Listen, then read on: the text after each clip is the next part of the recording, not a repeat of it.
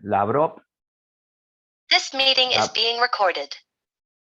Lavrov en esta semana dijo que estamos ante una inflexión histórica. Y creo que soy coincidente con esa declaración. Estamos ante un cambio tectónico histórico y bueno, esperemos que al tener nuestros grupos de estudio, de análisis, conocimientos serios, concretos, nos permitan acercar información, nos permitan acercar ideas y datos a gente que tenga la posibilidad de tener conducción política en distintos ámbitos. No solamente en el ámbito de la política en sí, sino en el ámbito de la política empresarial, de la política sindical, etc. Así que les damos la bienvenida a todos ustedes, muchísimas gracias, y queda en el uso de la palabra el amigo Francisco Javier Martínez. Un placer, Carlos, poder compartir espacio con todos vosotros. Querría empezar como se desgajan una cebolla desde lo más aparentemente externo hacia el corazón de la cebolla. ¿Cómo podría, preguntaba un amigo mío, analista eslavo, Andrew Korisko, que vive en Estados Unidos, ¿cómo podría la crisis de Ucrania remodelar el futuro de Europa? Yo incluso voy a más, está remodelando, no la crisis en sí, sino es un episodio más de todo este parcours, de este recorrido que ha dicho Carlos antes, de esta agenda en la que ha iniciado desde el 2007-2008 Carlos, pero yo diría, desde el punto de vista europeo, aparentemente la OTAN está saliendo reforzada, se está produciendo ya en un primer momento lo que se quería, que era la suspensión del gasoducto Nord Stream 2, y se está reforzando esa agenda que tiene tantas aristas y a veces tanto veneno, la Green Deal, con esas inversiones ecológicas costosas y que necesitan un tiempo para materializarse, porque lo que están buscándose es en la Unión Europea, ya sí se ha logrado aparentemente la hegemonía unipolar de los Estados Unidos, que estaba y está en declive. Voy a intentar desgranar también, cuando digo de la agenda Green Deal costosas y necesitan tiempo de materialización, estoy viendo por parte de Alemania, motor hasta ahora de la Unión Europea, como en una encuesta en Der Spiegel del día 14 salían que el 52% de los alemanes estaba a favor de este Green Deal, de este pacto verde, pero reconocían a la vez como una situación un poco esquizoide que esto incrementaría la grieta de la desigualdad, y un 49% estaba en contra de esta desigualdad. Y si nos vamos a estados del este, de la zona este de Alemania, llegaban hasta un 61% en contra de este empeoramiento, es decir, por una parte a favor del Green Deal, acelerado y sin cálculo de costes, y por otra, preocupados por la grieta de la desigualdad.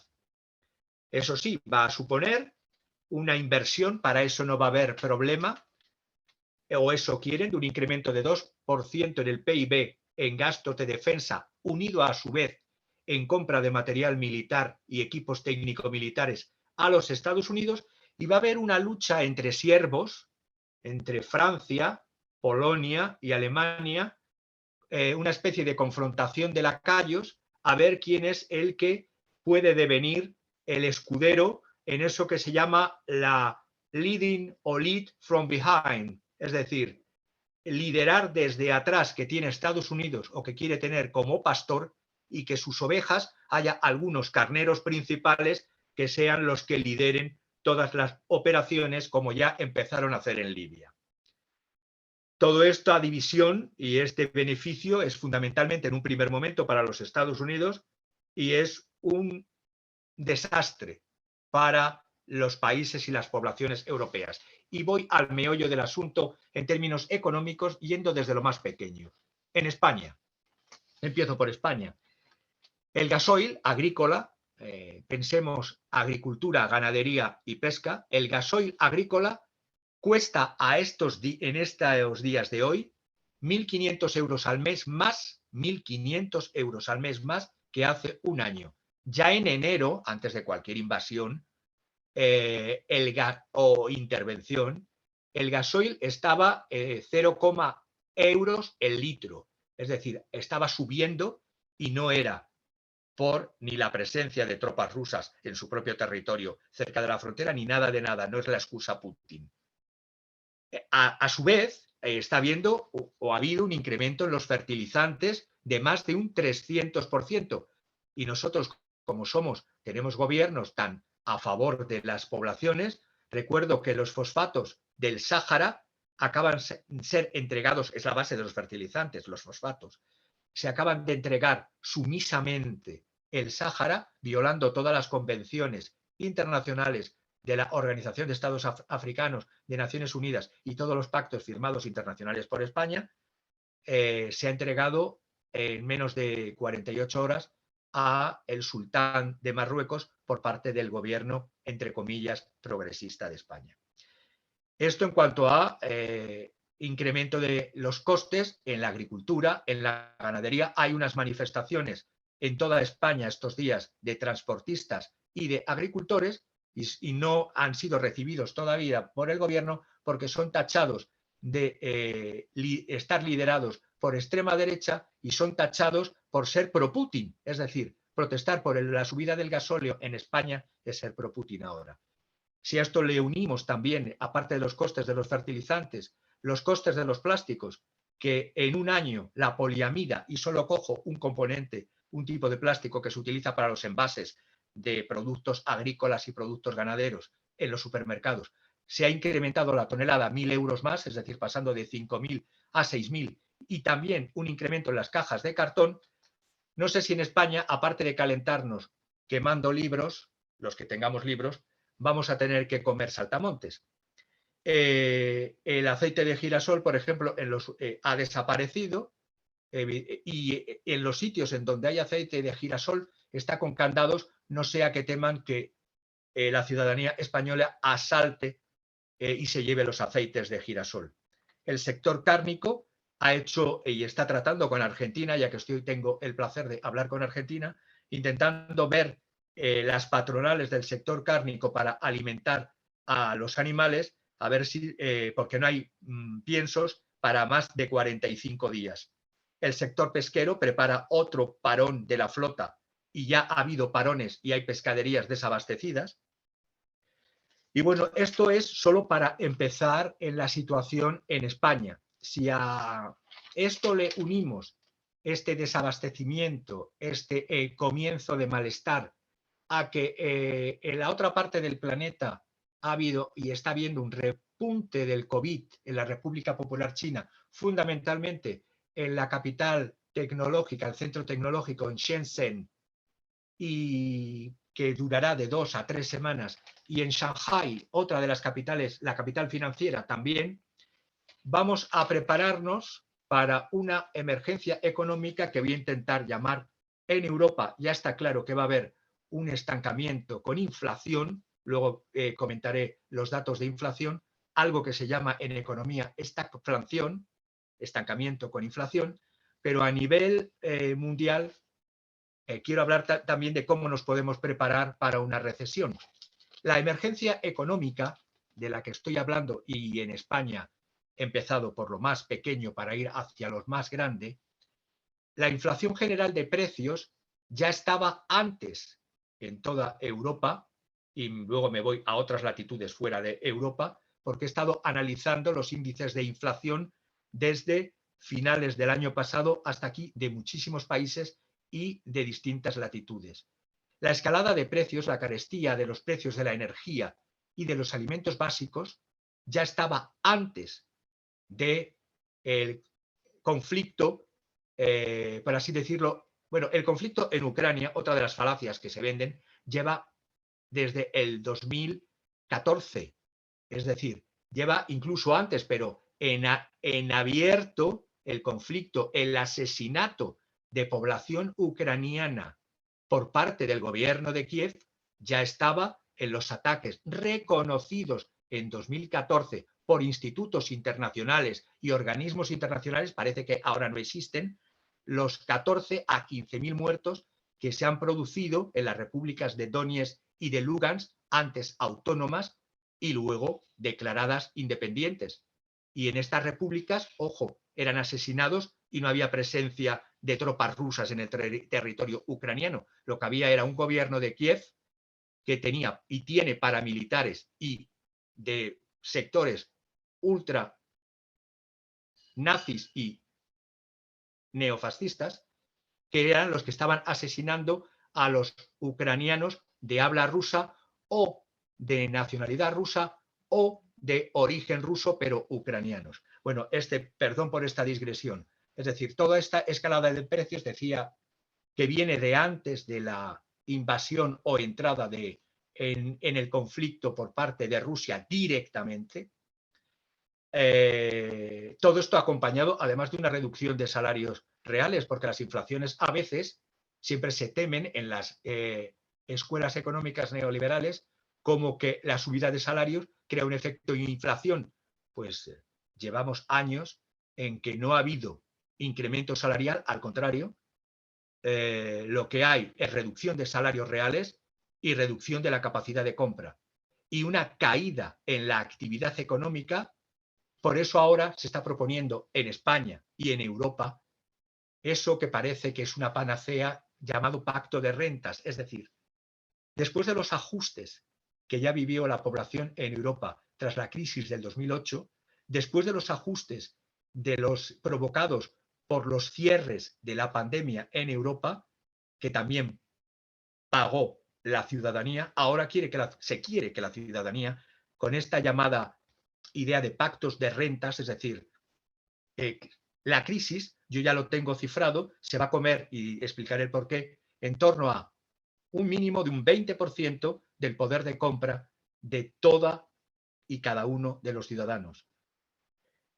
Y en cuanto a que esta crisis además no ha sido causada, esta inflación, por incremento de salarios, sino por márgenes exagerados de las compañías eléctricas y muy anterior al desastre ucraniano, al bloqueo de Rusia, bla, bla, bla.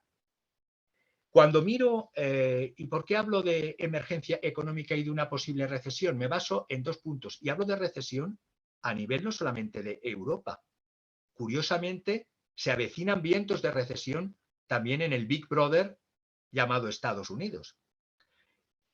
Cuando me fijo en los rendimientos a largo plazo en Estados Unidos, tomando los bonos y obligaciones del Tesoro norteamericano, datos del viernes a 10 años, veo una bajada de los rendimientos de un 2,145% a un 2, que estaban en un 2,167. Y dirá, ¿qué importancia tiene esto de hacer esta comparativa que vas a hacer ahora, Javier? Pues sí, porque cuando los rendimientos a largo plazo en Estados Unidos de los bonos del Tesoro bajan y la curva entre los bonos a largo plazo y los de a corto plazo, que son a 2 años, se achica, se acorta, se aplana, es denotativo o demostrativo, como ha pasado en muchos momentos de la historia, de una próxima recesión.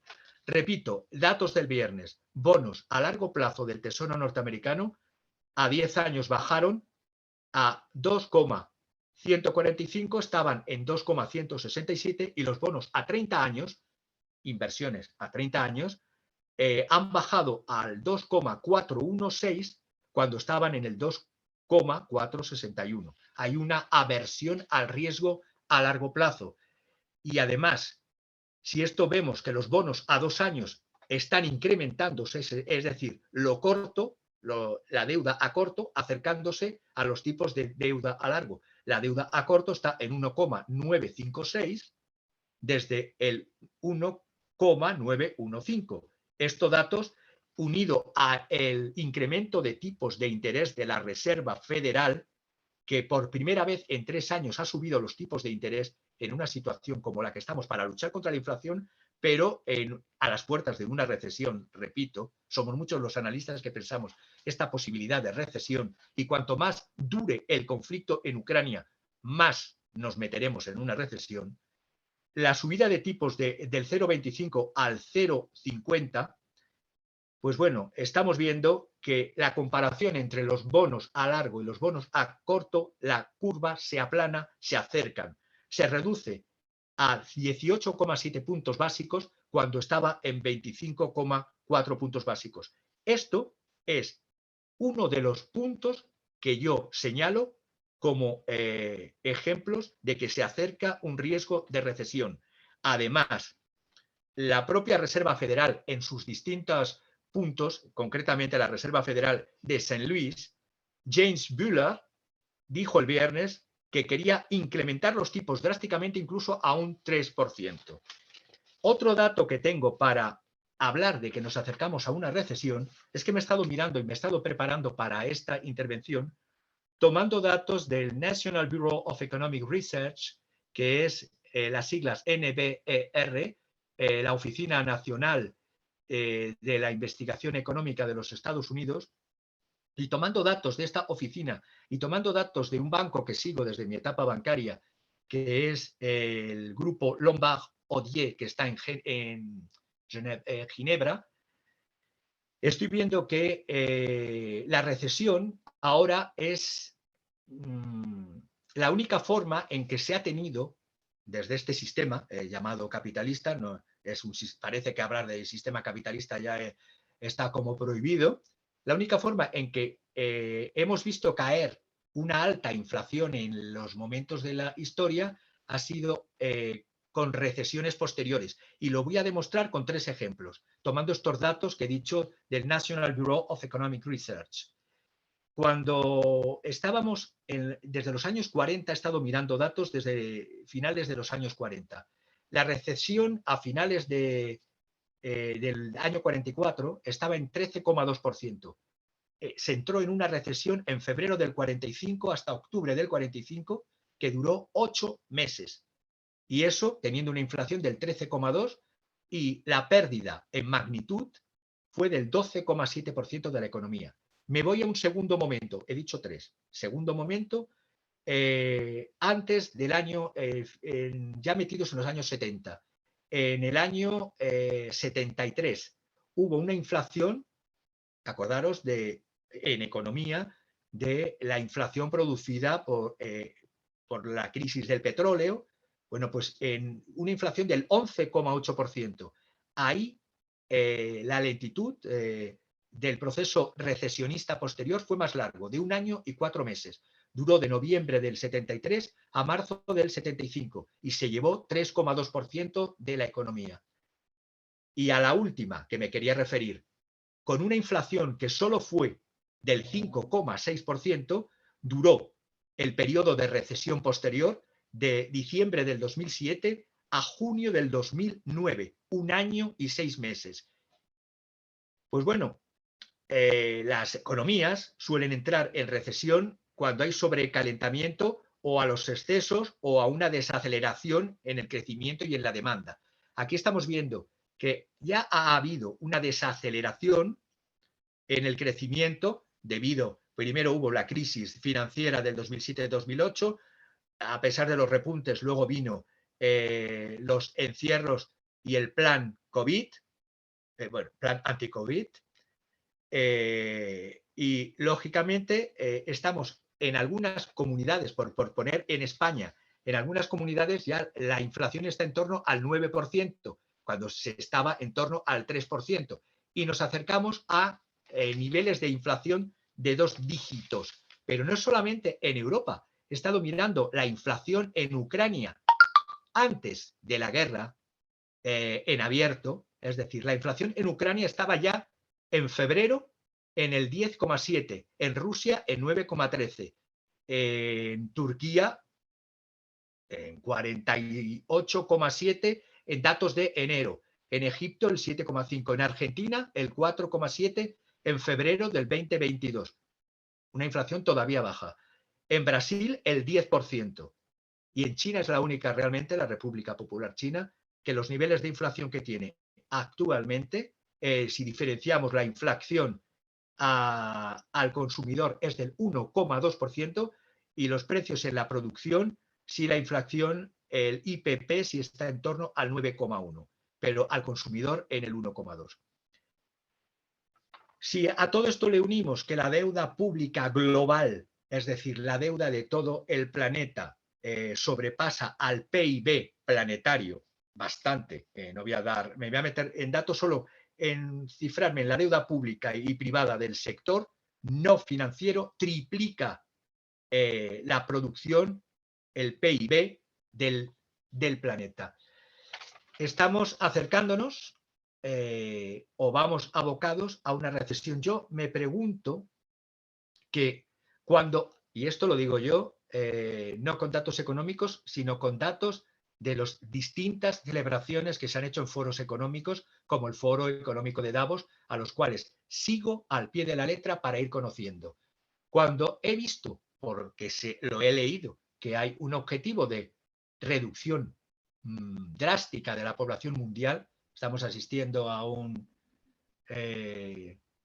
neodarwinismo social acelerado y a un gran reinicio que no se han cortado en llamarlo gran reset, y todo esto estaba antes de la pandemia y todo esto estaba antes de todo lo que ha venido de identidad digital, pasaporte vacunal, objetivo social, extender una especie de renta básica planetaria, pero eso sí, reducir al ciudadano a siervo voluntario cada vez más.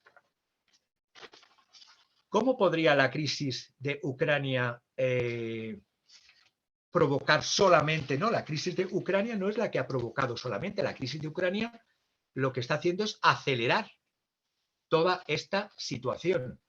La crisis de Ucrania está haciendo que la Agencia Internacional de la Energía proponga, porque ve lo que se nos viene encima, que bueno, que para reducir los costes, la sobrecarga de energía, que se incremente teletrabajo cuando sea posible, que el transporte público sea más barato para que la gente utilice el transporte, todo muy bien, muy bonito, que los límites de velocidad sean más estrictos, que los domingos sean sin tráfico rodado en las ciudades, que los desplazamientos sean en vehículos compartidos con quien sea, y una reducción drástica de los desplazamientos aéreos por trabajo. Pero luego veo en esta situación de distopía esquizoide que nos están haciendo vivir, que si eso está cifrado según la OCDE, podría reducir el consumo de crudo en 2,7 millones de barriles diarios, cerca del 3% de la demanda global.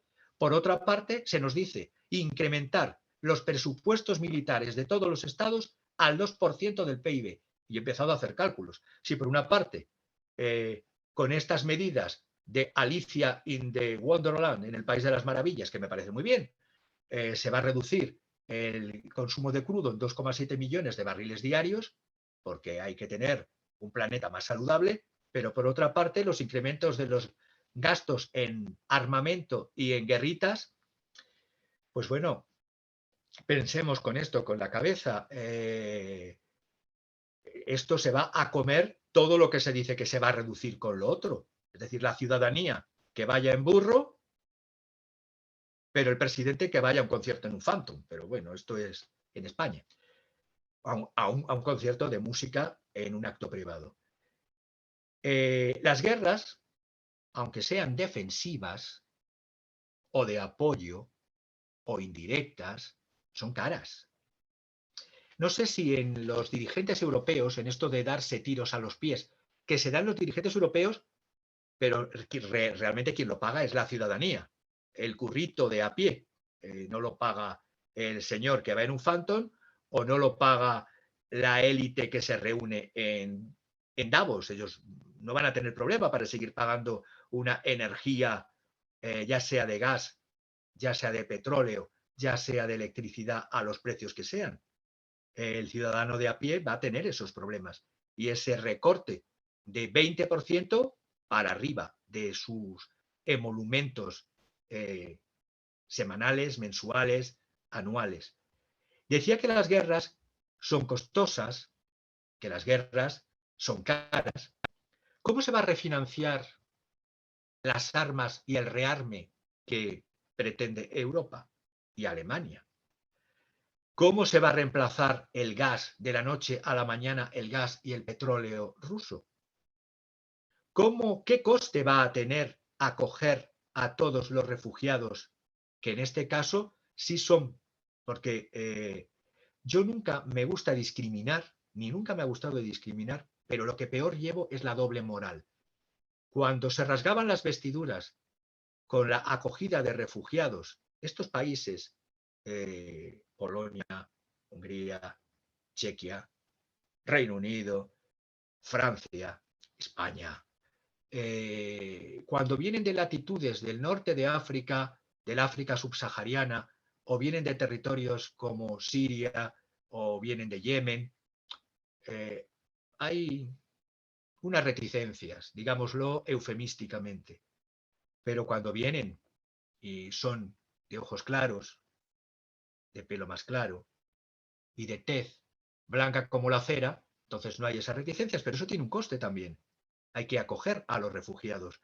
Entonces, con datos que tengo de Economic Policy Consequences of the War, de Bruegel, un think tank, del 8 de marzo, el coste presupuestario de este otro experimento, porque vamos de experimento en Europa, el coste presupuestario, que se excluyen otros costes, voy a centrarme en el coste presupuestario total, es de 175.000 millones de euros.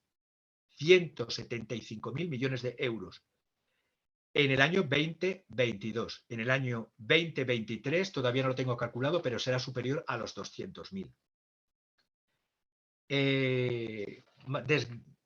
Desgajado está en 50.000 millones de más que se necesita para el refuerzo a esas ayudas que tardan en llegar para los incrementos de los costes de los precios de la energía en las familias y en las empresas. Se desgaja también en 75.000 millones que va a reemplazar el cambio repentino del suministro, como si el gas natural licuado tuviese el mismo tratamiento que el gas que va por oleoducto. Es decir, para tener el mismo suministro de gas natural licuado, poniendo un caso en España, frente al gas que nos viene desde Argelia, bueno, que nos venía y esperemos que siga viniendo desde Argelia con esta entrega que se ha hecho del Sáhara a Marruecos, esperemos a ver. Pero el gas natural licuado necesita un tratamiento cuando llega a los puertos de Bilbao, a los puertos del norte de España o puertos del sur de España. Pensemos que España es casi una isla quitando los Pirineos. Y necesita primero un tratamiento de la licuefacción a volver a ser gas y meterlo en depósitos, bombonas gigantes, y para eso se necesita invertir en nuevos depósitos y se necesita invertir en nuevas plantas de cambio, de transformación de la licuefacción a la gasificación. Todo eso se va a hacer en 24 horas, 48 semanas, meses.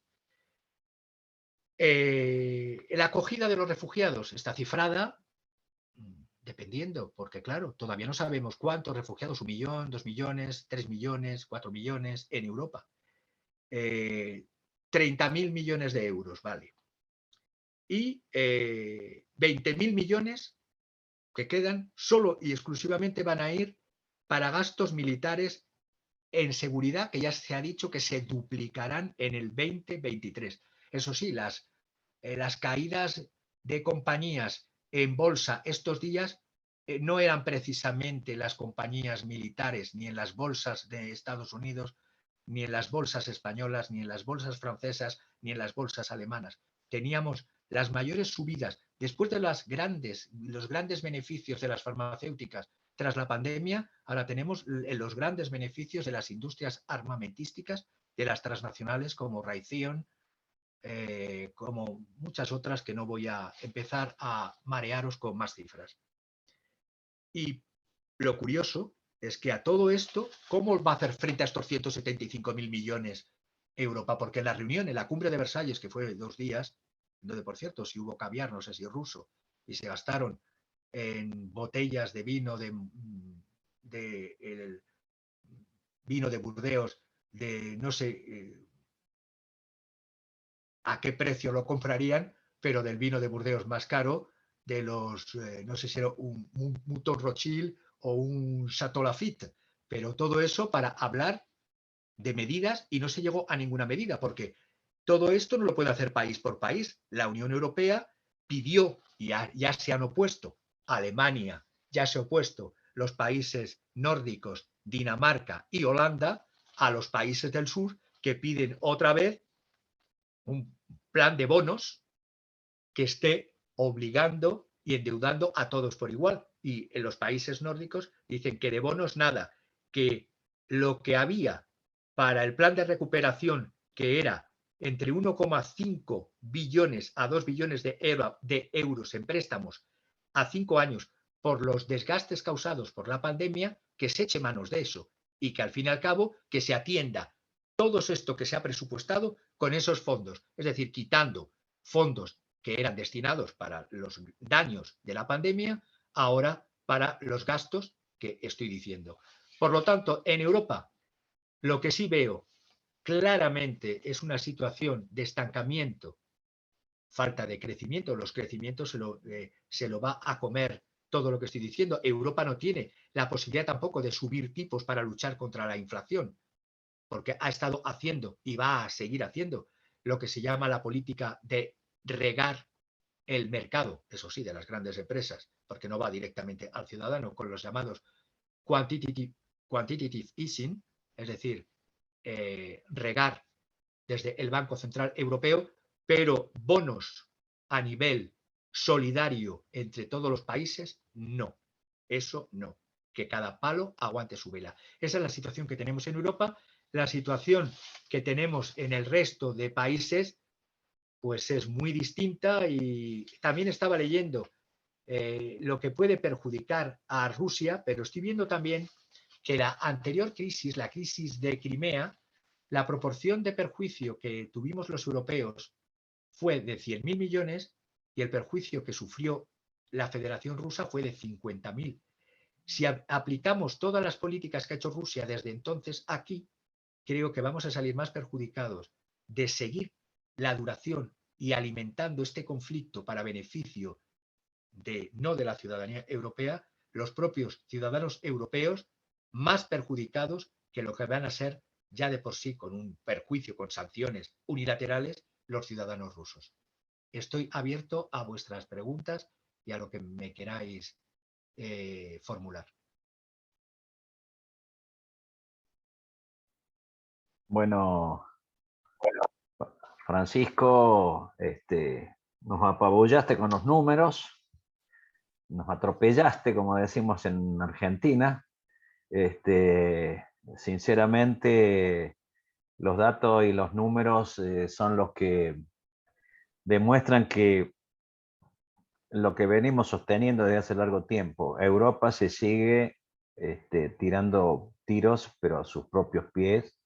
Sigue esa subordinación absoluta y hasta alocada al poder anglosajón, a la dupla Norteamérica-Inglaterra, a pesar de que los abandonó la Gran Bretaña en el proyecto.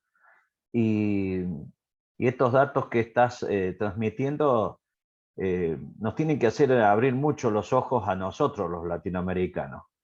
¿Por qué? Porque acá hay muchas corrientes economicistas que hablan de que la única alternativa que le queda a nosotros es un tratado de libre comercio con Europa, fundamentalmente con la Unión Europea.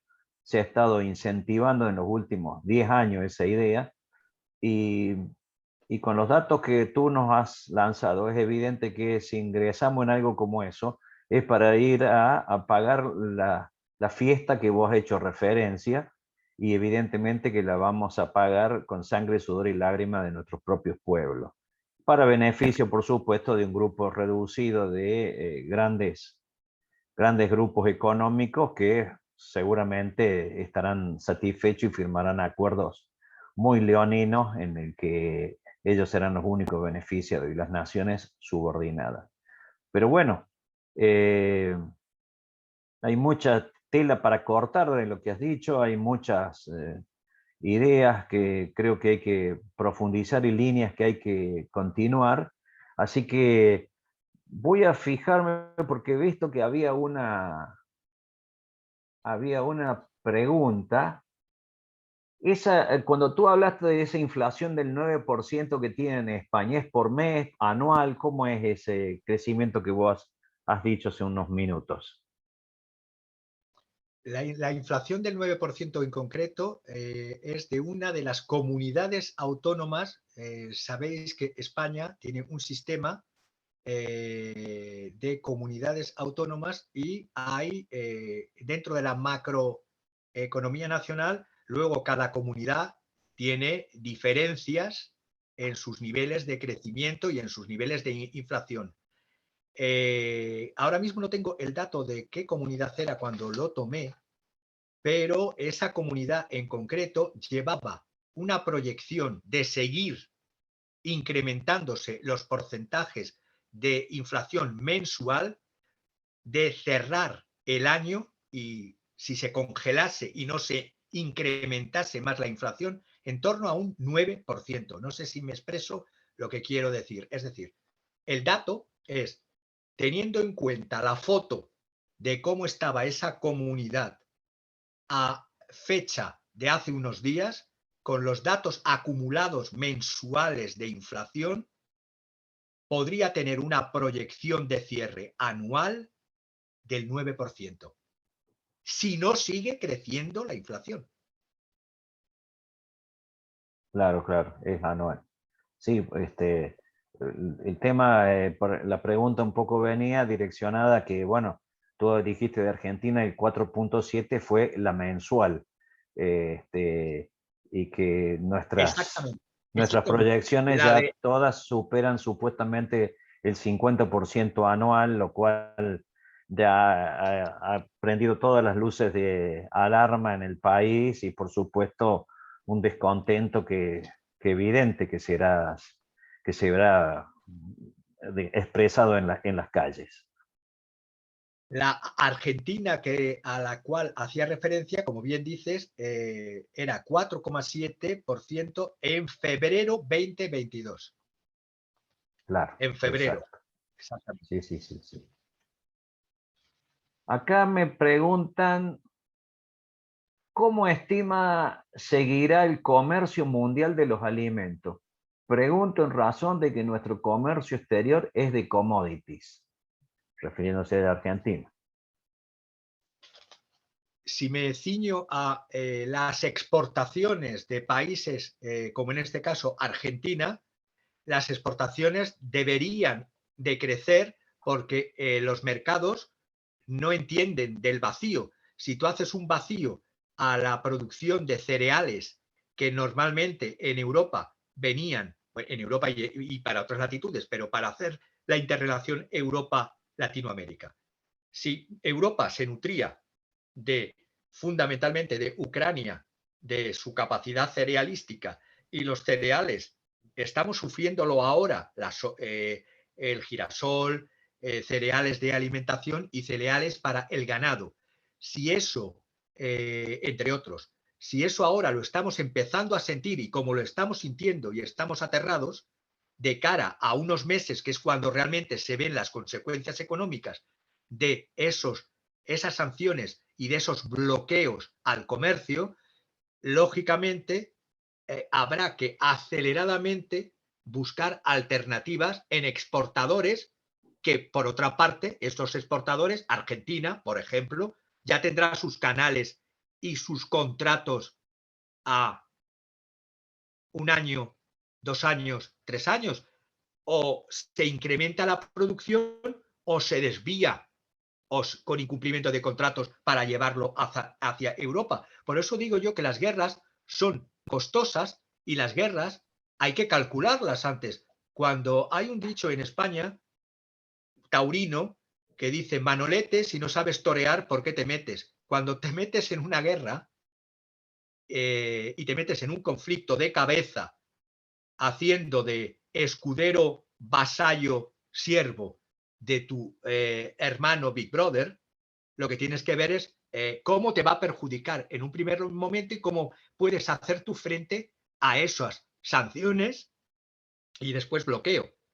A países exportadores de commodities, lógicamente, si incrementan su producción, podrán sustituir los huecos producidos en las exportaciones de los bloqueados, en este caso de Rusia y de Ucrania.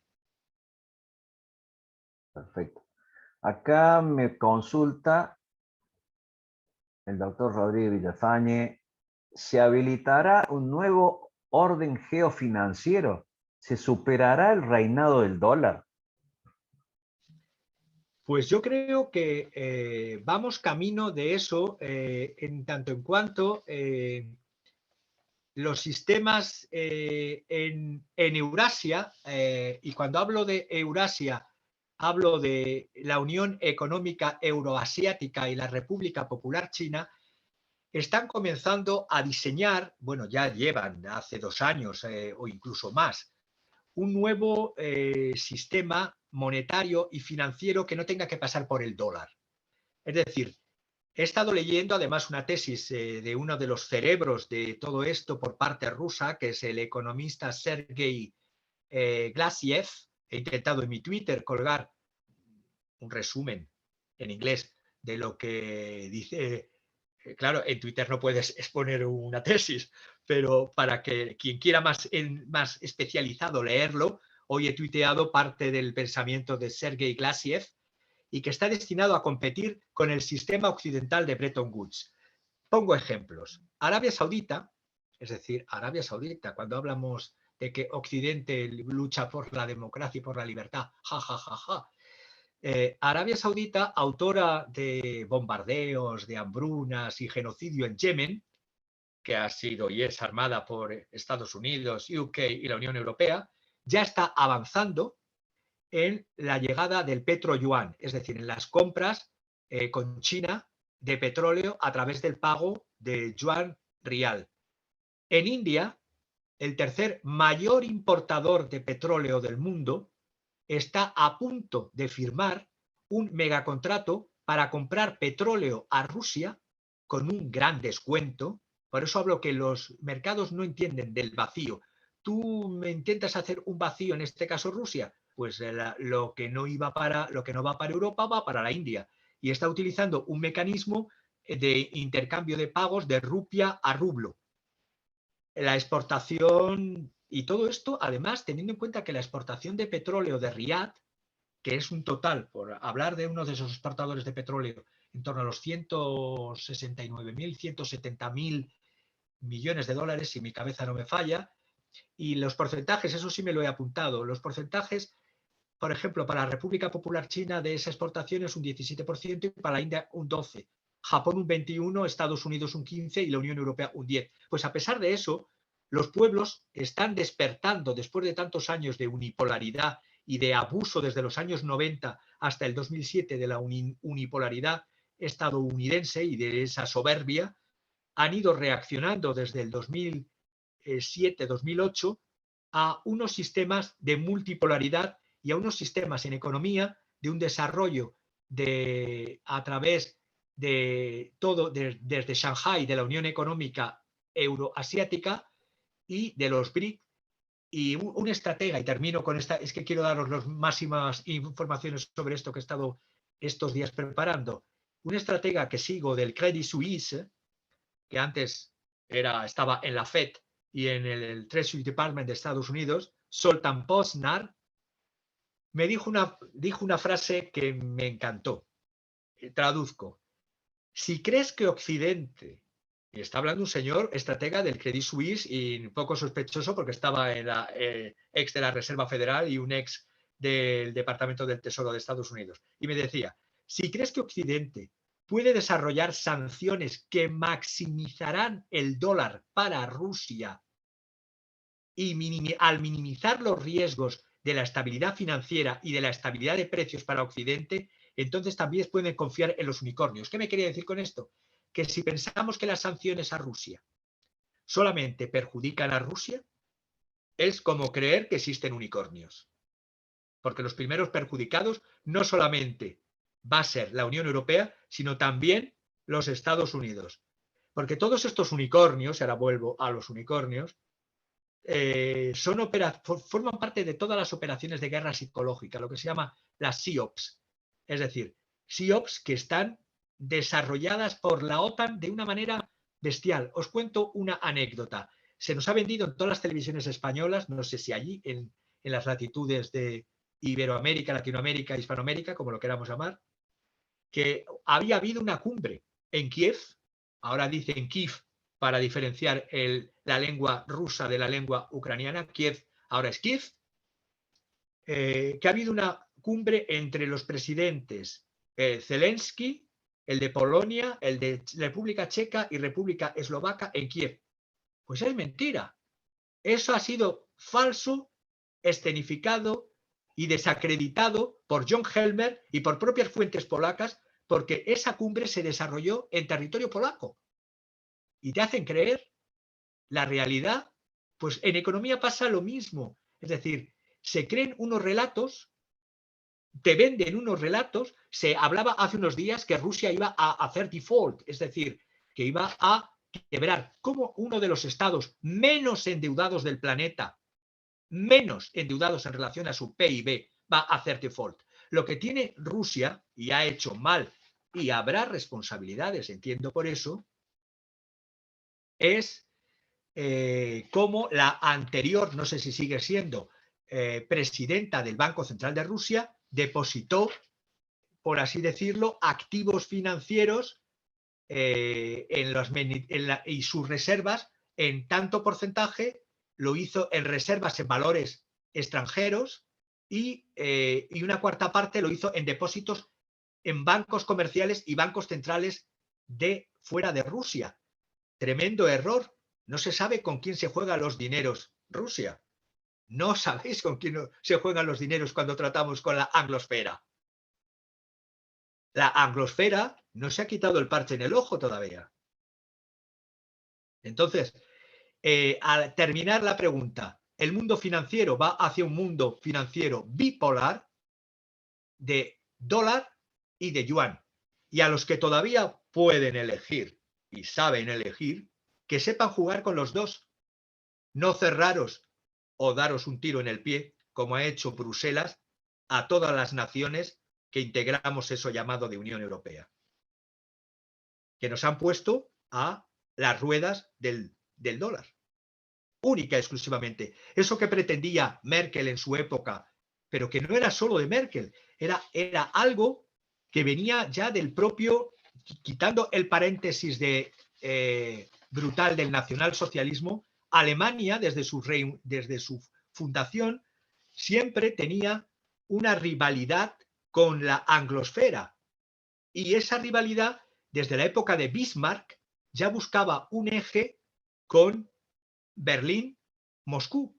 Estoy pensando en los tratados bismarckianos desde el 1871 al 1875, entente de los tres emperadores, la Kissingen-Diktat del 1877, así hasta la reafirmación que hubo en Berlín en el 1887. Se buscaba esa Eurasia antes de que se utilizase el concepto Eurasia, y se buscaba que por propia geoestrategia y geopolítica, lo lógico, como también decía el general de Gaulle, era que Europa no fuese Occidente, que Europa fuese desde Lisboa hasta los Urales e integrase un espacio económico y político. Y eso es lo que se ha dinamitado ahora, esa posibilidad que estaba construyendo Alemania de un eje París, Berlín, Moscú. Y el primer bombardeo fue el Nord Stream 2. Claro, claro. Mira, acá tenemos dos preguntas y hay un amigo desde Costa Rica que creo que quiere preguntar. Hago esta pregunta, respondes y después le damos la palabra a José Francisco Herrera desde Costa Rica y después una periodista de acá de una provincia vecina, una amiga, Florencia Stolbil, que también tiene una importante pregunta para hacerte. La que te quería preguntar primero es, ¿cómo ves el desarrollo de la ruta de la seda y si no se verá retrasada por este conflicto, ese proyecto chino en este momento? La ruta de la seda, lo único que estoy viendo es justo lo contrario, se va a reforzar a pesar de las amenazas que el presidente Biden, amenazas expresas, ha intentado hacer con dictat a el presidente Xi Jinping momentos antes de la conversación telefónica. La respuesta china ha sido clara.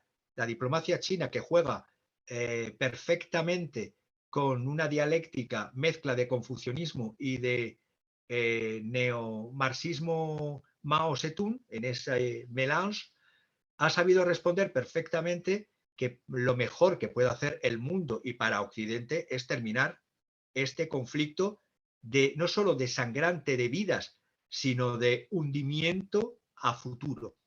Entonces, el eje económico de China se está reforzando en torno a convertir, por una parte, a el yuan como moneda de compra-venta de energía, el petroyuan. En intercambios comerciales, el desarrollo de la ruta de la seda que iba hasta, bueno, el tren llegaba hasta el mismo Madrid. Entonces, si Europa cierra las puertas a Rusia, lo que no va a hacer por propia matrimonio de conveniencia, que lo que ha sabido hacer tan mal las presidencias de Estados Unidos desde la desaparición en política activa de Kissinger, es lo que había logrado Kissinger. Kissinger, en la época, retrotraemos a los años 70, logró dividir el mundo comunista en dos y un enfrentamiento entre el PQS, Partido Comunista de la Unión Soviética, y el Partido Comunista de China, y lograr un enfrentamiento que eso fue la base. Kissinger y Rothschild, o Rothschild, si lo queremos decir a la francesa o a la inglesa, para la primera aportaciones de capital y de inversiones de capital hacia China que se empezaron a dar en los primeros pilares de la globalización, justo en una época en que se pensaba que el mundo iba a quedarse congelado así. Luego cayó la Unión Soviética y, curiosamente, los que eran enemigos han logrado desde la presidencia de Putin y más aún ahora con Putin Xi Jinping hacer una entente cordial y de desarrollo mutuo, y desarrollo que no va a poner en peligro Xi Jinping por nada del mundo, porque es beneficioso para ambos países desde el punto de vista energético, porque se ha minusvalorado a Rusia en tanto en cuanto su PIB se decía es que es cercano al PIB italiano. Sí, pero con una diferencia, que los recursos energéticos de gas, carbono, minerales, petróleo y demás son de los más grandes del planeta y es una economía todavía a incrementarse y a desarrollarse. Y esos recursos son necesarios para el continuo y seguido desarrollo de China. Y Rusia ha logrado ser una pieza de equilibrio, de ensamblaje en esa ruta de la seda, porque por una parte logra también aunar lo que eran contrarios. A través de Rusia se logra la integración de la India en el eje, y todo lo que son los desarrollos de ferrocarriles, de autopistas, desde Afganistán, Pakistán, Océano Índico, llegando a repúblicas de centro del Cáucaso.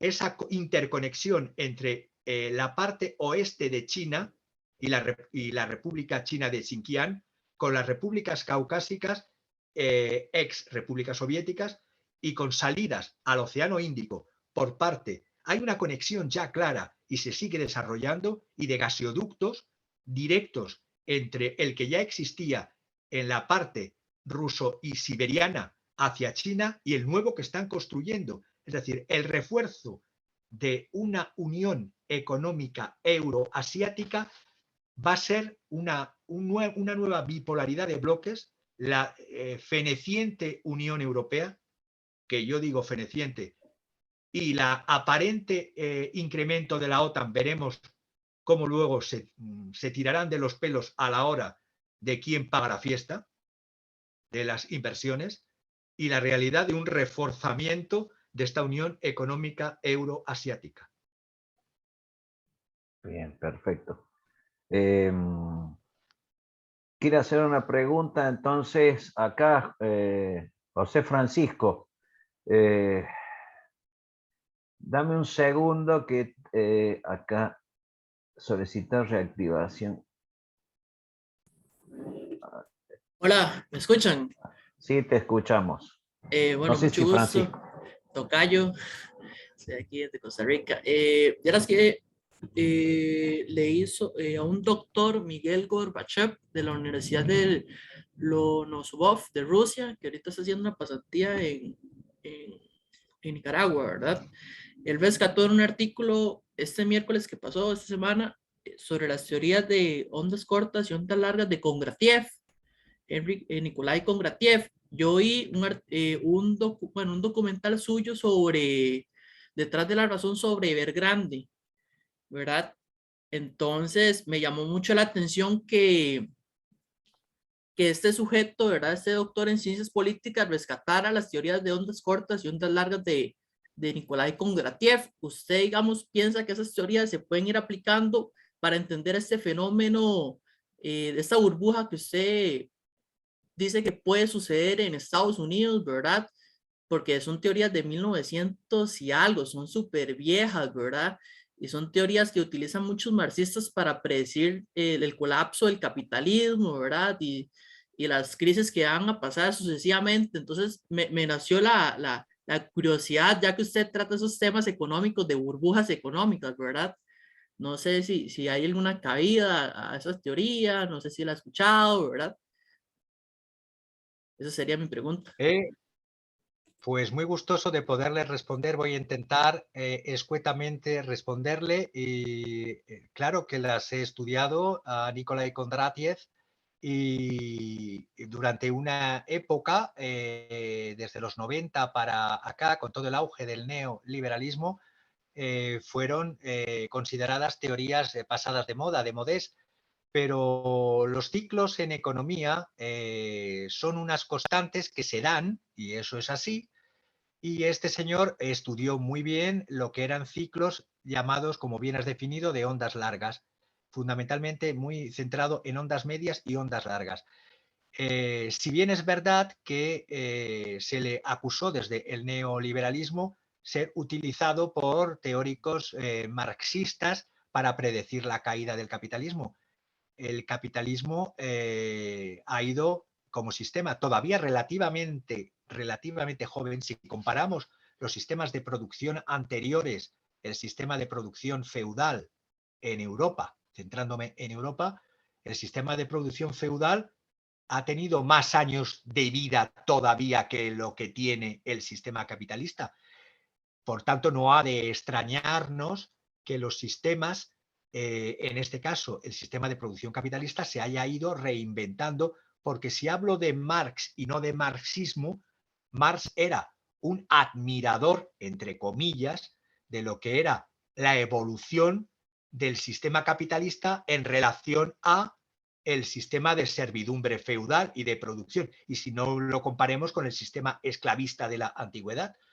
Pero la realidad es que se puede hacer uso racional, no mitificándolo, de los ciclos de Kondratiev para ver que es verdad que se están dando, yo lo he dicho antes, un ejemplo que he dado y no he aplicado los ciclos, pero sí hay una constante que se da en economía, serán constantes porque no es una ciencia de predicción de exactitudes.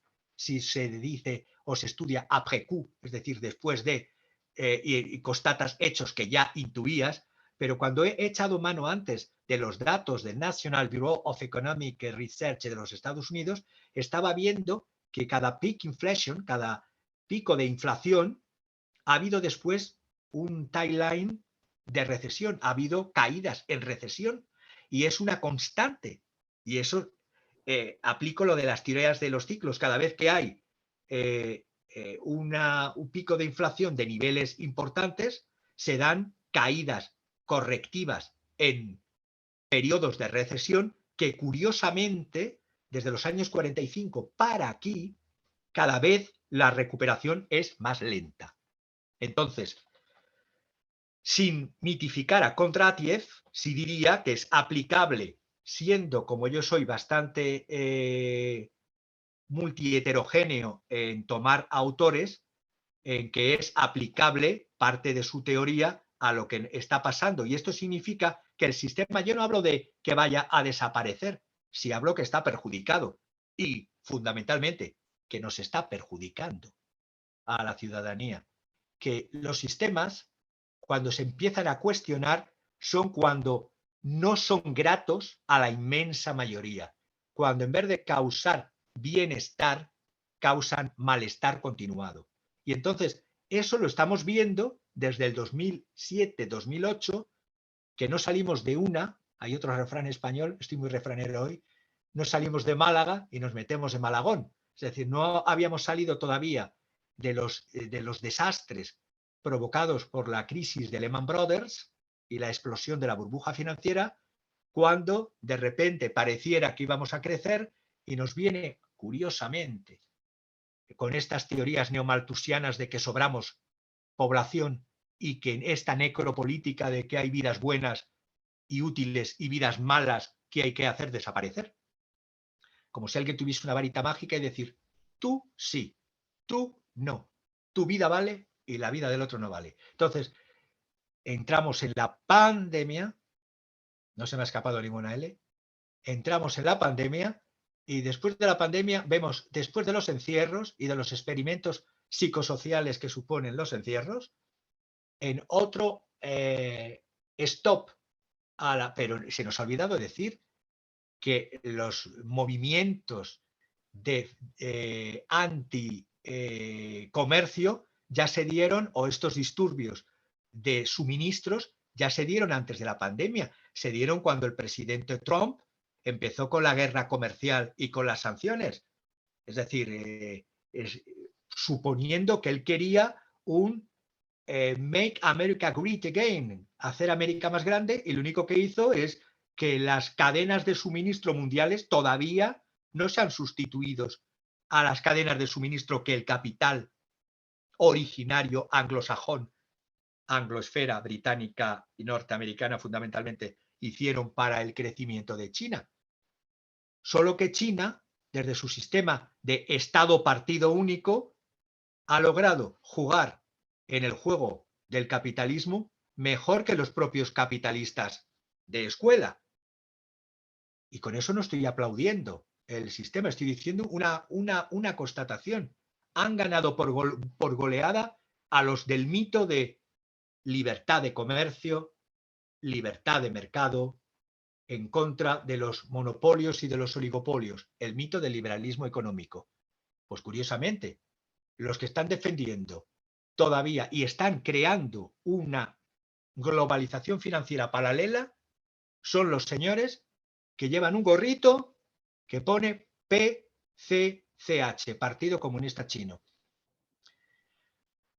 Esa es la dialéctica, y la realidad es que el eje de Eurasia y de ese mercado eurasiático reforzado con las alianzas que se ha hecho con la ASEAN hace que el eje de rotación económico de la Tierra ya no sea el Atlántico, sino el Pacífico sí o sí. Y dentro de ese Pacífico, la parte del heartland, del corazón de esas tierras, es Eurasia, entendida desde Rusia hasta su continente indio, porque la India está jugando una baza de decir sí, pero no me fío de aliarme o encadenarme únicamente con eso que llaman Occidente. Perfecto. Francisco, acá tengo una pregunta, ya te la había mencionado anteriormente, de Florencia Stolzing. ¿Por qué razones Europa se subordina a las decisiones norteamericanas en el orden internacional? ¿Qué beneficios espera obtener? ¿No tiene recursos políticos ofrecer la menor resistencia y moverse de un modo más independiente en las relaciones internacionales? ¿Cuánto me gustaría, Florencia, que fuera así y que el decalaje o diferencia que existe entre los gobernantes y los gobernados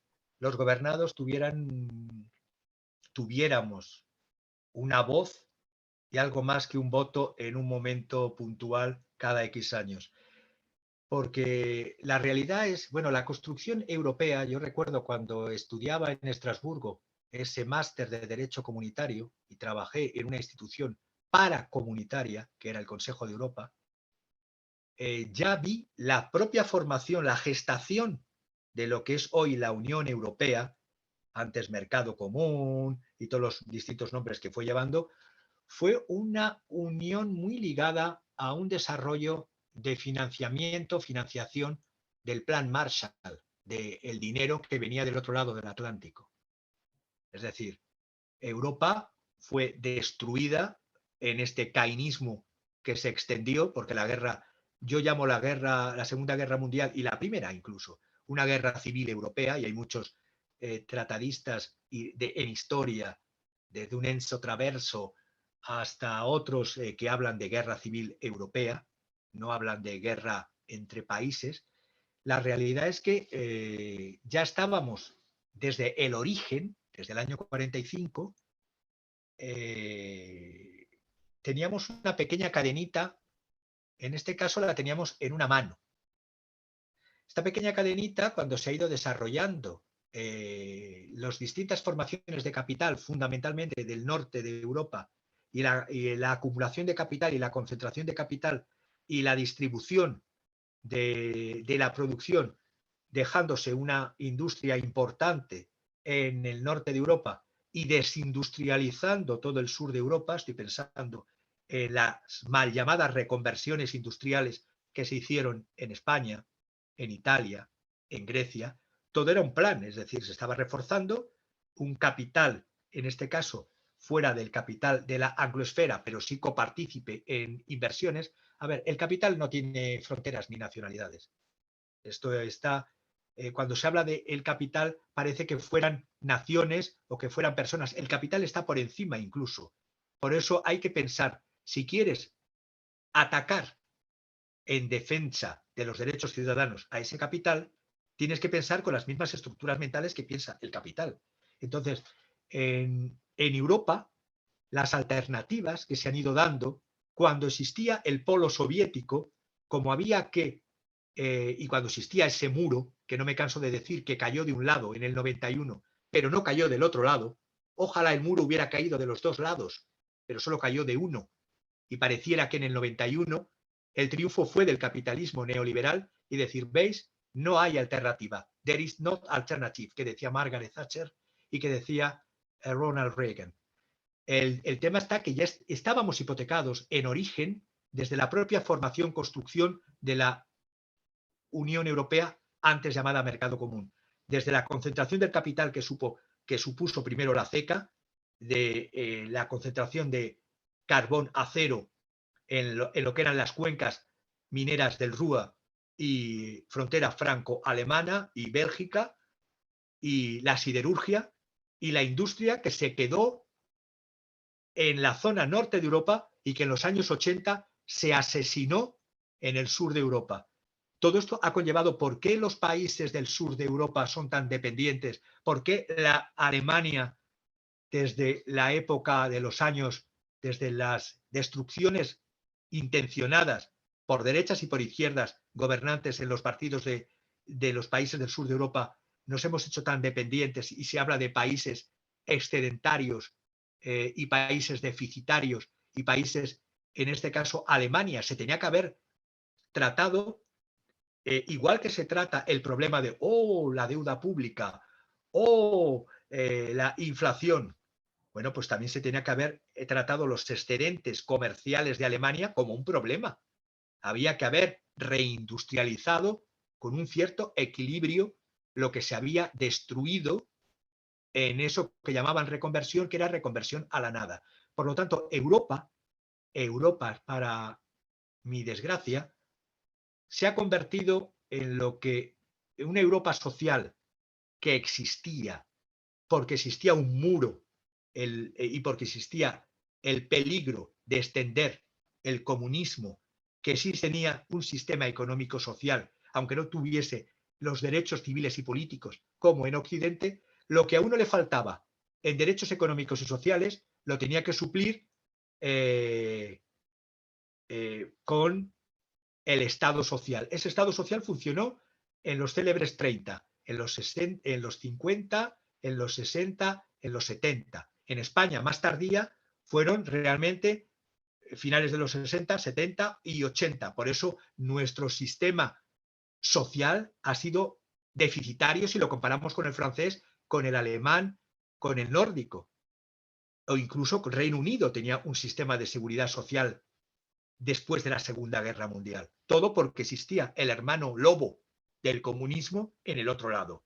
Caído el hermano lobo en los años 90, el capital volvió a su origen puro y duro dickensiano del neoliberalismo y se vendió la moto, perdonadme que utilice esa expresión, de no existe la sociedad, eso lo decía Margaret Thatcher, yo solo veo individuos, dinamitar el concepto de sociedad.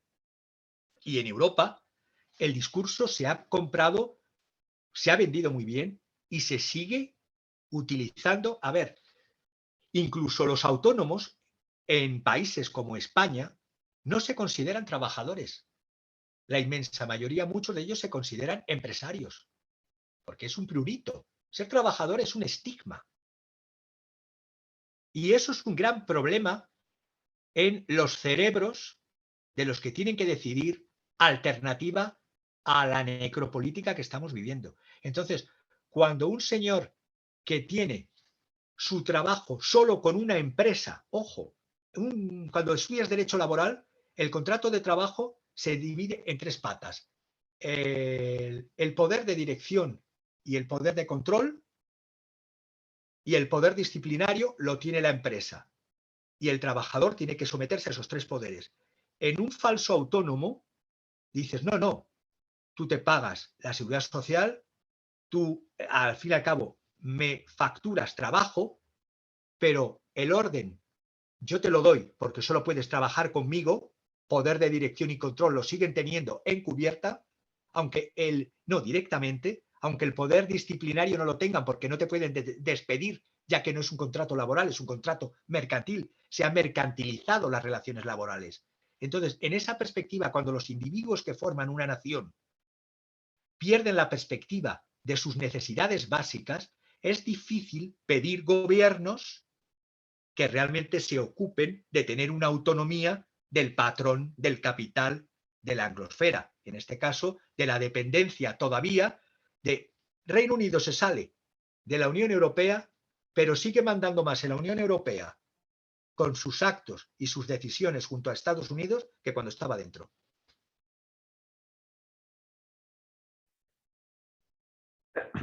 Realmente, Francisco, No escucho.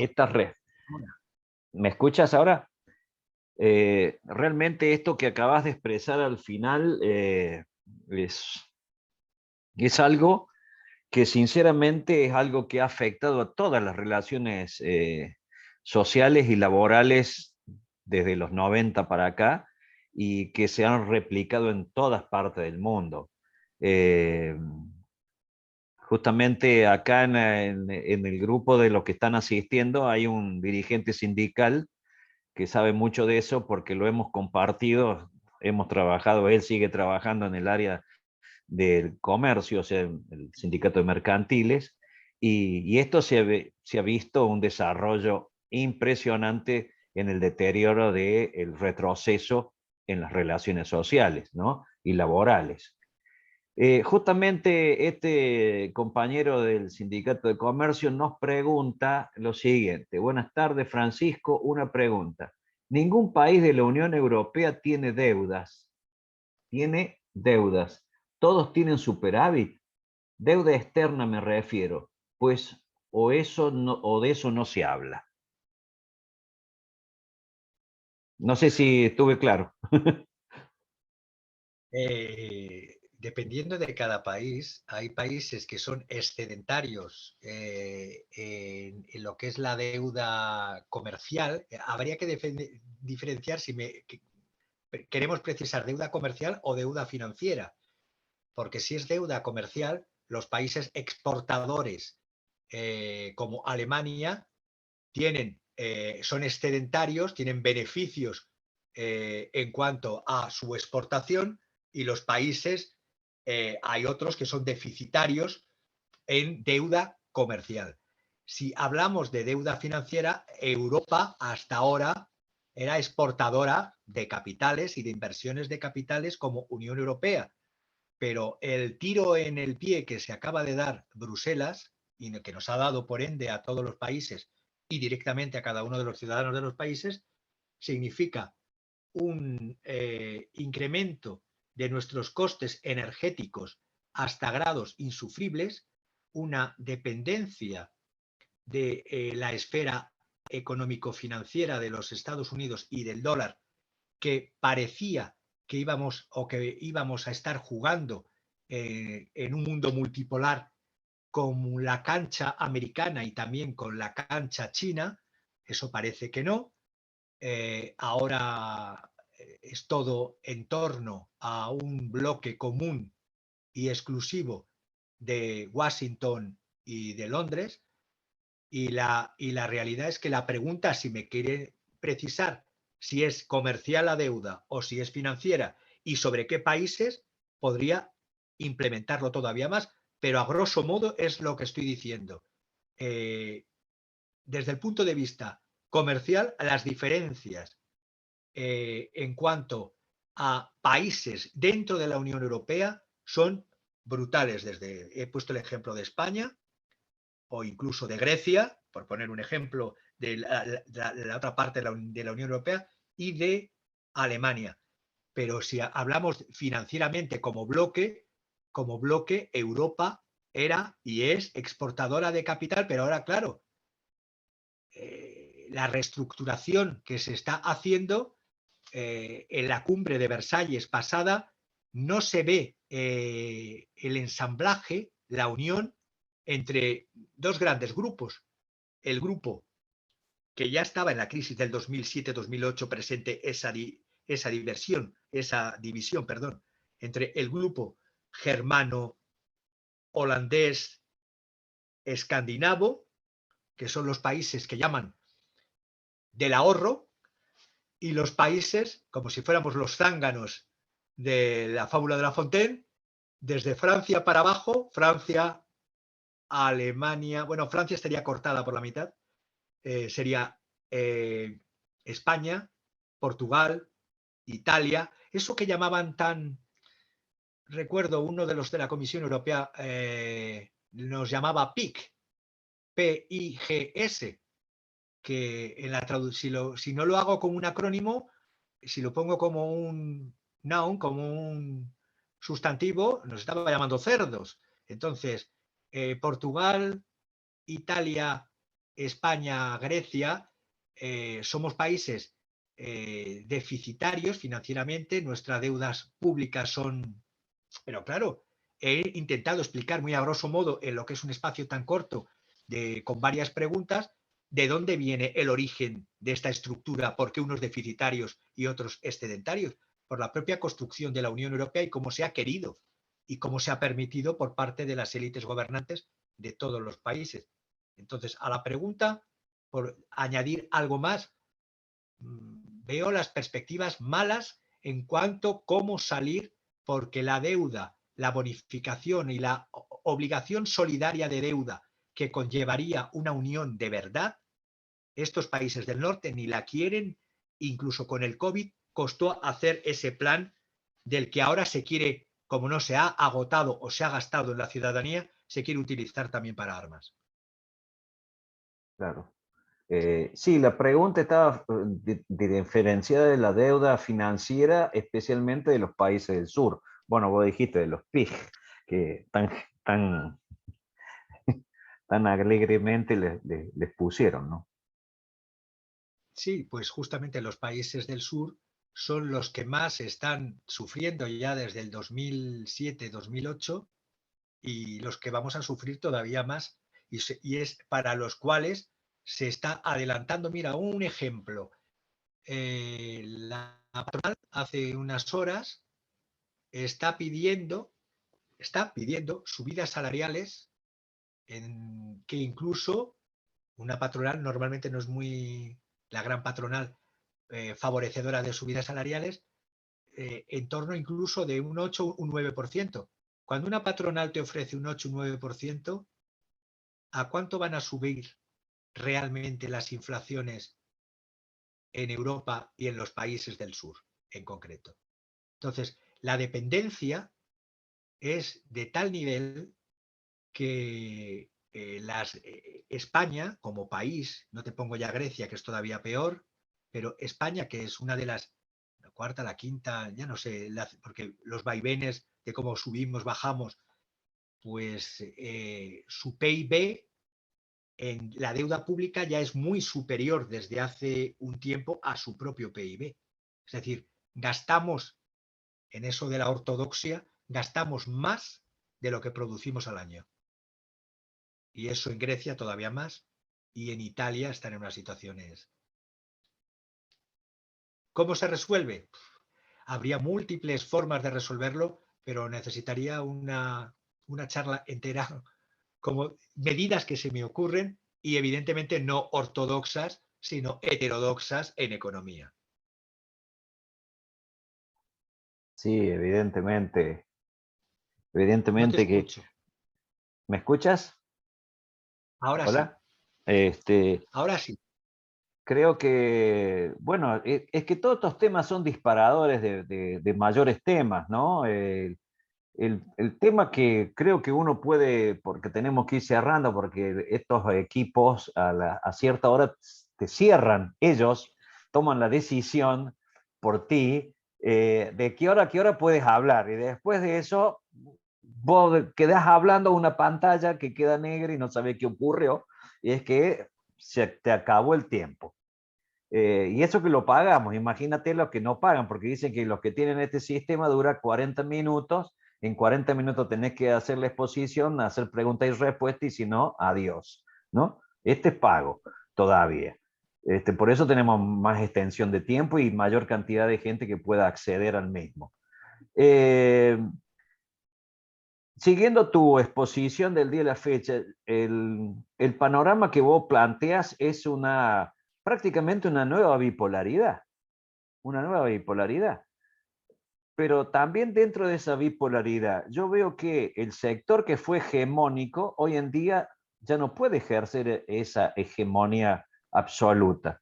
Entonces, ¿cuánto tiempo puede durar también esa bipolaridad? Porque evidentemente que va a seguir creciendo el sector que ahora le llamamos así genéricamente euroasiático, ¿no? Con relación al mundo atlantista, que es lo que en definitiva viene retrocediendo y bueno, y estas son las claras demostraciones de ese retroceso. ¿Vos cómo prevés? Yo sí entiendo que hay una bipolaridad en ciernes, pero también con un mayor desacople de estos sectores del atlantismo. Bueno, quiero saber tu opinión. Pues yo personalmente, mira, veo y sigo también mucho China y los índices tanto bursátiles, financieros, de desarrollo. China es la extensión del propio país ya es un pequeño continente, es que estamos hablando de macromagnitudes cuando comparamos, si ya Argentina es grande, es como muchas Españas, pues imagínate desde España cómo podemos contemplar la Federación Rusa o contemplar, en este caso, la República Popular China en su extensión. Yo sigo mucho al que llaman el zar económico, es una manera de decir zar económico de China, el viceprimer ministro chino, Liu He, y estoy viendo cómo están logrando, y digo, son inteligentes en sus aplicaciones, porque están logrando que, a pesar de que ahora están teniendo ese problema del rebrote del COVID, que he mencionado en el centro tecnológico de China, que se centra concretamente en una región que se llama Shenzhen, y en la capital financiera, aunque la capital política sea Beijing, la capital financiera es Shanghai. Cuando por parte de estas guerras que se hacen de los llamados agencias de calificación internacionales, que suelen estar siempre en Occidente, las que ponen los ratings, vosotros en Argentina las habéis sufrido, los distintos gobiernos de los Standard & Poor's, los Moody's y todas estas agencias privadas de calificación, porque hay que ver quién paga, y quien paga manda, y quien paga decide por dónde va la información. Hace unos días salió unas noticias por parte de, creo que qué banco norteamericano y que, pues de un grupo financiero norteamericano, sí, de JP Morgan Chase. Fue JP Morgan Chase que hace unos días, en esta semana pasada, calificó el sector tecnológico chino como que no era invertible, es decir, como que había que retirarse. Automáticamente este zar económico chino, Liu He, el viceprimer ministro chino, ha empezado a hacer movimientos que hace que Beijing saliese al rescate de sus empresas tecnológicas. Esto lo que hace es, lo pueden hacer países cuando tienen todavía la soberanía nacional, independientemente del régimen político que tengan. Cuando el país todavía es soberano, cuando el país es la zapatilla que se calza un foráneo, pues evidentemente no lo puede hacer. Ha hecho recompra de acciones y ha obligado a recomprar acciones de empresas que cotizan en bolsa. Y ha obligado a los administradores de dinero de los fondos a reinvertir en sus propios fondos. ¿Qué ha logrado con todo eso? También ha hecho un incremento de las tasas, ante el incremento de las tasas FED, que era de un 0,50% que he dicho antes, que todos estos incrementos de los bancos centrales hacen que los movimientos de capital vayan de un lado para otro, porque van a donde ven carnaza, evidentemente, donde ven mejor inversión. Pues curiosamente, con estas medidas, en 2 jornadas, la bolsa de Hong Kong, la bolsa de Shanghai, la bolsa de Beijing se ha recuperado en solo 2 jornadas. Y el jueves, este jueves pasado, el índice, y sigo los índices, el índice Hang Seng Tech Index, que es un índice de las empresas tecnológicas, del sector tecnológico chino, de que este banco americano decía que salgan los capitales de China, ha tenido un incremento del un 7% y el mayor repunte desde octubre del 2008 y sigue creciendo. Y el índice compuesto en Shanghai, que ahí ya te mete también empresas y el selectivo de Shanghai, que se llama Hang Seng China Enterprises, ha tenido un crecimiento de un 7,52. Es decir, han logrado, y eso lo logra estados que, repito, tienen todavía control sobre su soberanía y sobre parte de los recursos, porque no olvidemos que yo recuerdo cuando estaba en banca francesa, en banca multinacional, que he trabajado durante años en Crédit Lyonnais y en BNP, y se hacían inversiones de clientes que teníamos en Asia, y todas las inversiones que se hacían en los años 80, 90, y se siguen haciendo en China, ahora un poco han ampliado más, siempre el Estado chino se reservaba, el Estado chino, hablo en global, ya sea el Estado, ya sea la región, ya sea la ciudad, se reservaba un porcentaje de esa empresa nueva a crear. Es decir, en esas zonas de libre comercio y de libre inversión que se aperturaron desde la época de Deng Xiaoping. ¿Qué quiero decir? Que el capitalismo chino, en cuanto a acumulación de capital, primero fue foránea pero luego fue logrando acumulación de capital propia y hoy día es, como ya lo estamos viendo desde hace 10 años, es inversor de capital en América, en Latinoamérica, en África, en Europa, en Asia. En cambio, Europa, mi querida Europa, una pandemia no consiguió, y todavía no hemos controlado la pandemia, no ha conseguido que se invirtiese en ciencia, en I más D más I, el 2% del PIB. Y tiene bemoles que una guerra en Ucrania ha conseguido que el 2% del PIB sí vaya a ser destinado en gastos de la OTAN. Políticos de la Unión Europea chapó. Es decir, I más D más I, tras una pandemia sufrida, 9. En cambio, 2% de PIB sí se va a gastar en defensa y en compra de armamento aparte, de un solo lado, por parte de la OTAN. Solo se me ocurre una noticia para terminar y luego una frase que quiero decir. Leía un periódico francés de una zona donde también estuve estudiando, que era la zona de Lille, de Boulogne-sur-Mer. Es un periódico llamado La Voix du Nord, La Voz del Norte. Me escandalicé, no sé, todavía tengo capacidad de asombro, para mi suerte y para mi desgracia, y a veces de sufrirlo con la noticia, que un sin techo, es decir, alguien que está en la calle, había cometido 3 robos y tentativas de robo de comida, y que el Tribunal Correccional de Boulogne-sur-Mer, ciudad en donde estuve estudiando muy jovencito también, le había condenado a, no sé la pena, pero era a ver si lo tengo aquí, pues había tenido una condena por estos 3 robos y 3 tentativas de robo de comida a una pena de cárcel.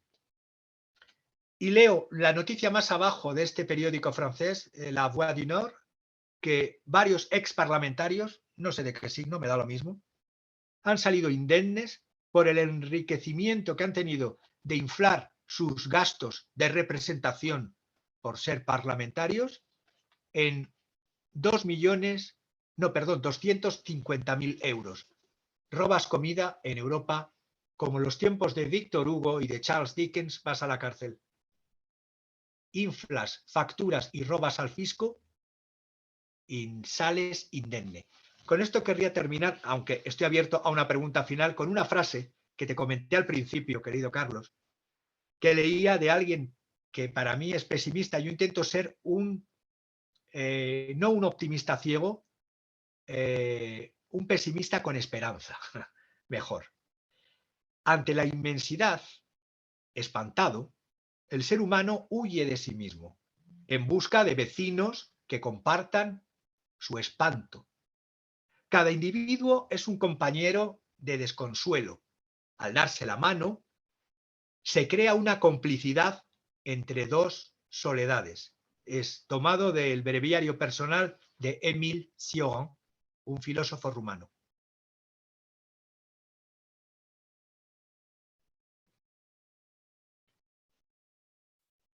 Bueno, digno cierre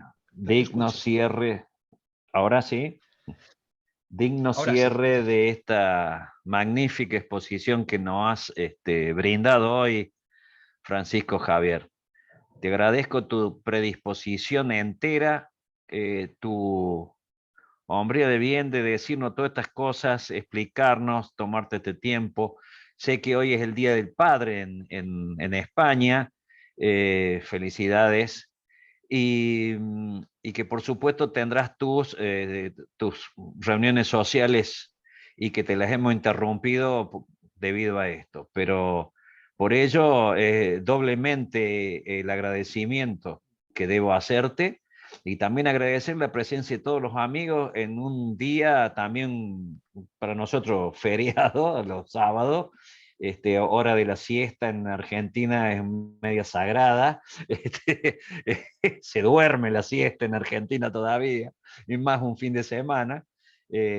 Así que bueno, también agradezco profundamente a todos los que nos han acompañado en la fecha y te debo decir de que esta magnífica exposición la hemos grabado y va a ser expuesta en nuestro canal de YouTube de Dossier Geopolítico próximamente, para que todos los que no tuvieron oportunidad, que me han enviado varios mensajes ya a través de WhatsApp de que estaban imposibilitados de poder estar a esta hora, incluyendo algunos de España que me dicen, es el Día del Padre hoy, me pusieron como diciendo, deja de jorobar con conferencias.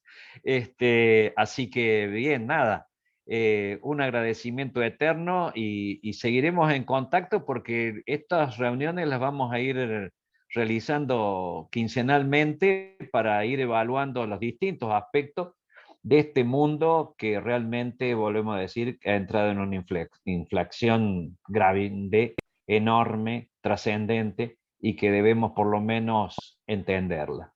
Y más por estos lados que, a Dios gracias, todavía no nos cayó la censura y el oscurantismo que ha caído sobre ustedes, pero todavía acá la desinformación y la mala información también están rampando fuertemente. Un abrazo enorme, estimado Francisco, y saludo a todos.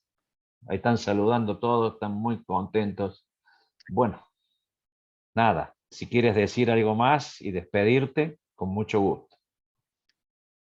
Pues ánimo, que siempre los trompeteros y jinetes del apocalipsis que hablan del fin del mundo, sí, puede caer un mundo, pero no es el fin de la vida y hay otros mundos posibles y la vida es lo que tenemos que preservar, luchar y mejorar.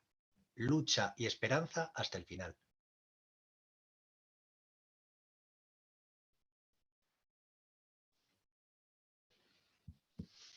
Gracias a todos, que tengan muy buenas tardes y nos encontraremos en la próxima conferencia que está programada para el sábado que viene, por este canal también. Muchas gracias. Un abrazo enorme.